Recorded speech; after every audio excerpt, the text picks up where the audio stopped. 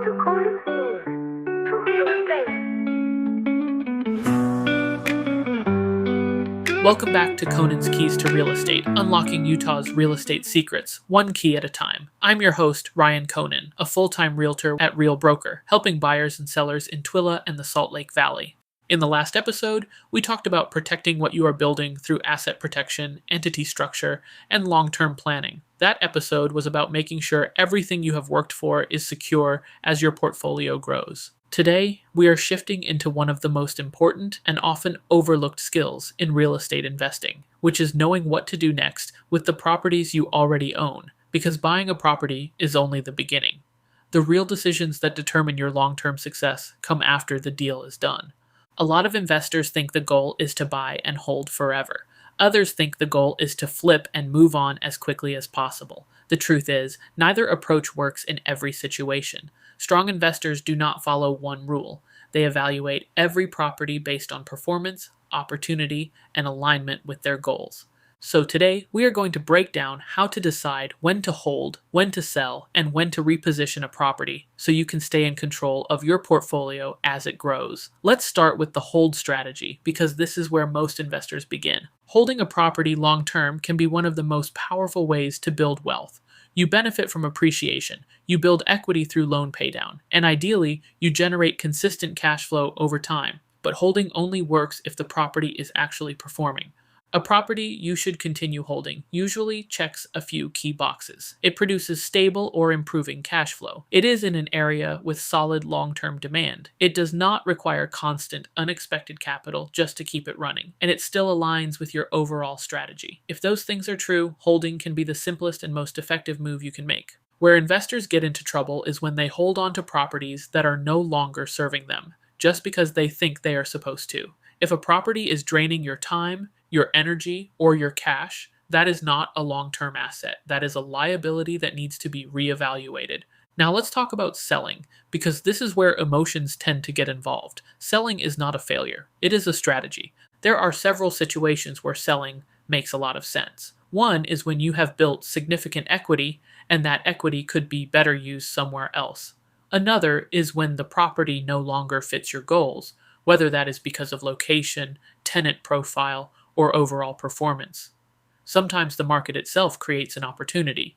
If values have increased significantly and the numbers no longer make sense as a rental, selling and redeploying that capital can accelerate your growth. Another big reason to sell is risk reduction. If a property has ongoing issues, whether that is maintenance, tenant turnover, or something structural, there are times where the smartest move is to exit and simplify.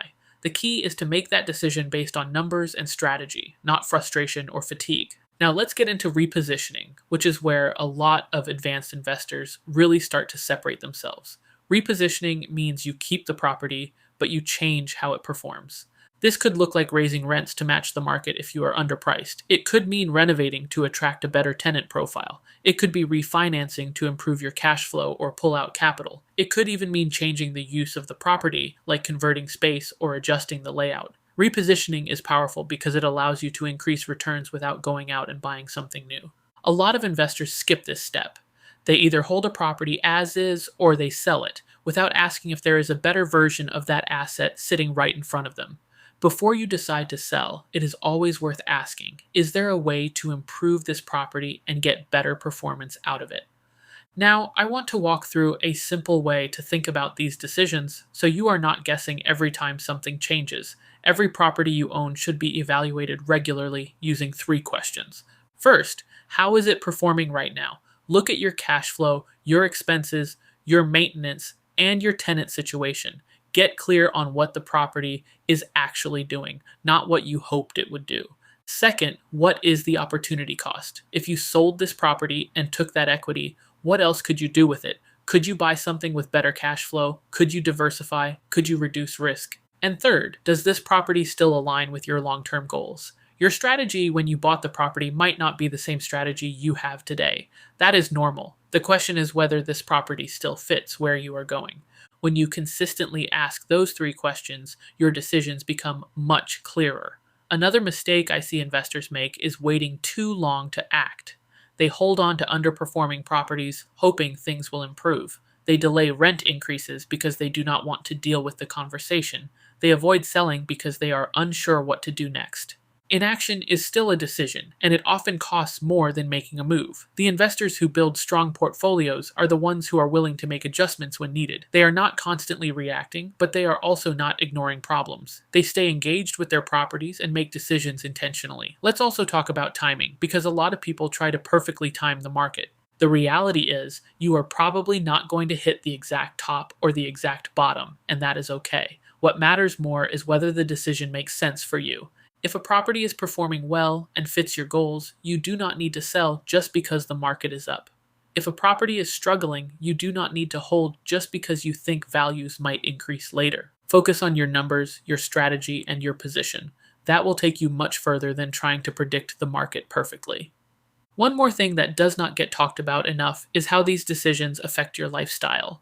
Every property comes with a level of responsibility. Some are easy to manage, others require more time, more attention, and more stress. As your portfolio grows, you need to think about how you want your life to look. Do you want more doors with more complexity, or fewer properties that are easier to manage? Do you want maximum cash flow, or are you focused more on long-term appreciation and stability? There is no right answer, but there is a right answer for you. Your portfolio should support your life, not take it over. Tying this all together, knowing when to sell, hold, or reposition is what turns you from someone who owns real estate into someone who actually operates a portfolio. It is not about making one perfect decision. It is about consistently making good decisions over time. Every property is going to change. Markets shift, tenants change, expenses go up, opportunities appear. Your job is to stay aware and adjust when needed. My final thoughts. The goal in real estate investing is not just to acquire properties.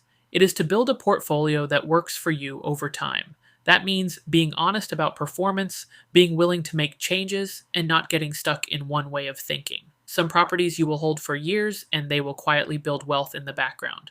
Others you will sell and redeploy into better opportunities. And some you will improve and turn into stronger assets than they were when you bought them. The investors who win long term are not the ones who never sell or the ones who are always chasing the next deal. They are the ones who stay intentional. They pay attention to what they own, they understand their numbers, and they make decisions based on where they are going, not just where they have been. If you can do that consistently, you put yourself in a position to grow, adapt, and build real, lasting wealth through real estate.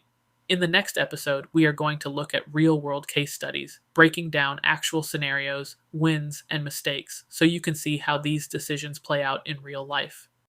This is Conan's Keys to Real Estate Unlocking, Utah's Real Estate Secrets, one key at a time.